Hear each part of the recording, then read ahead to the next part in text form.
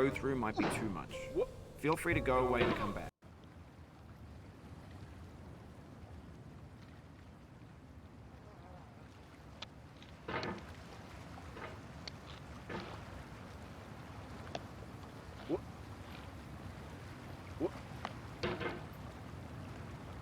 There's no feeling more intense than starting over.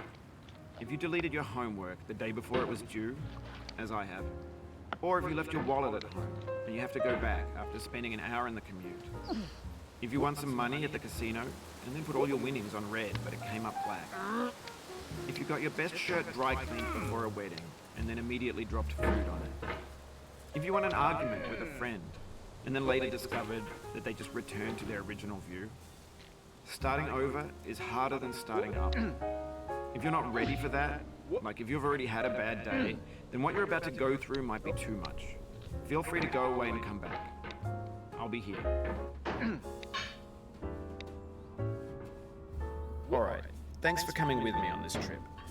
I'll understand if you have to take a break at any point. Just find a safe place to stop and quit the game. Don't worry, I'll save your progress, always, even your mistakes. This game is a homage to a free game that came out in 2002 titled Sexy Hiking. The author of that game was Jazuo, a mysterious Czech designer who was known at the time as the father of B games. And B games are rough assemblages of found objects. Designers slap them together very quickly and freely, and they're often too rough and unfriendly to gain much of a following. They're built more for the joy of building them than as polished products. In a certain way, Sexy Hiking is the perfect embodiment of a B game. It's built almost entirely out of found and recycled parts, and it's one of the most unusual and unfriendly games of its time. In it, your task is simply to drag yourself up a mountain with a hammer. And that act of climbing, in the digital world or in real life, has certain essential properties that give the game its flavor. No amount of forward progress is guaranteed. Some cliffs are too sheer or too slippery. And the player is constantly, unremittingly in danger of falling and losing everything. Anyway, when you start Sexy Hiking, you're standing next to this dead tree that blocks the way to the entire rest of the game. It might take you an hour to get over that tree, and a lot of people never got past it. You prod and you poke at it, exploring the limits of your reach and your strength, trying to find a way up and over. And there's a sense of truth in that lack of compromise. Most obstacles in video game worlds are fake. You can be completely confident in your ability to get through them once you have the correct method or the correct equipment or just by spending enough time. In that sense, every pixelated obstacle in Sexy Hiking is real. The obstacles in Sexy Hiking are unyielding, and that makes the game uniquely frustrating. But I'm not sure Jazuo intended to make a frustrating game. The frustration is just essential to the act of climbing, and it's authentic to the process of building a game about climbing. A funny thing happened to me as I was building this mountain. I'd have an idea for a new obstacle, and I'd build it, test it, and it would usually turn out to be unreasonably hard.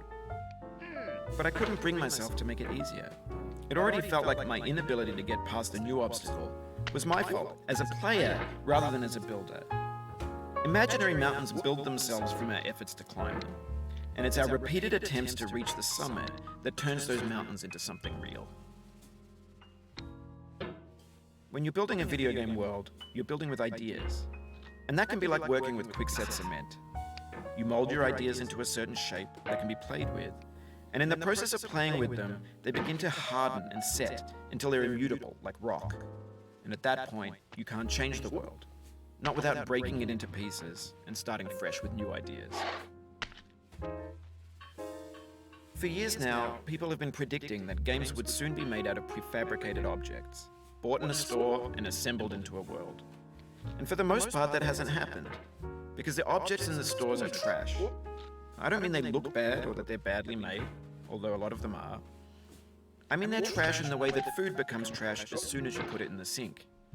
Things are made to be consumed and used in a certain context, and once the moment is gone, they transform into garbage. In the context of technology, those moments pass by in seconds.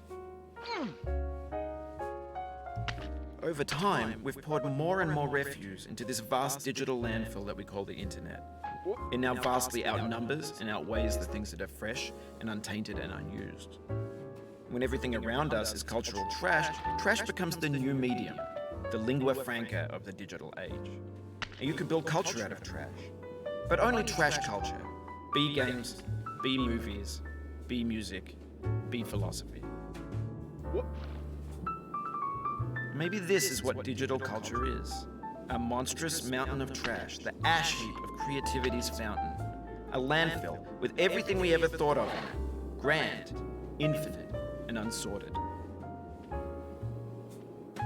There's 3D models of breakfast, Gen X's fanfic novels, scan magazines, green screen Shia LaBeouf, banned stuff scenes on LiveLeak.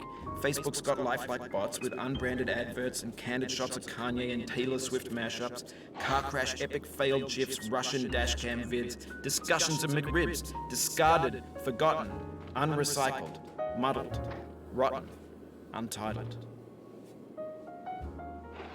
Everything's fresh for about 6 seconds, until some newer thing beckons, and we hit refresh.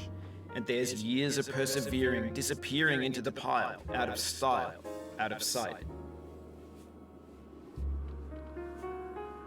In this context, it's tempting to make friendly content that's gentle, that lets you churn through it but not earn it.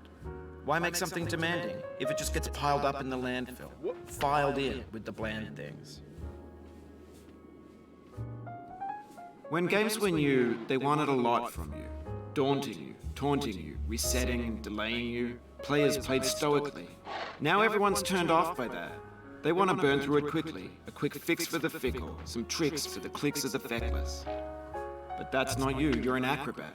You could swallow a baseball bat. Now I know, most likely you're watching this on YouTube or Twitch, while some dude with 10 million views does it for you. Like a baby bird being fed chewed up food. That's culture too. But on the off chance that you're playing this, what I'm saying is, trash is disposable, but maybe it doesn't have to be approachable. What's the feeling like? Are you stressed? I guess you don't hate it if you got this far. Feeling frustrated? It's underrated.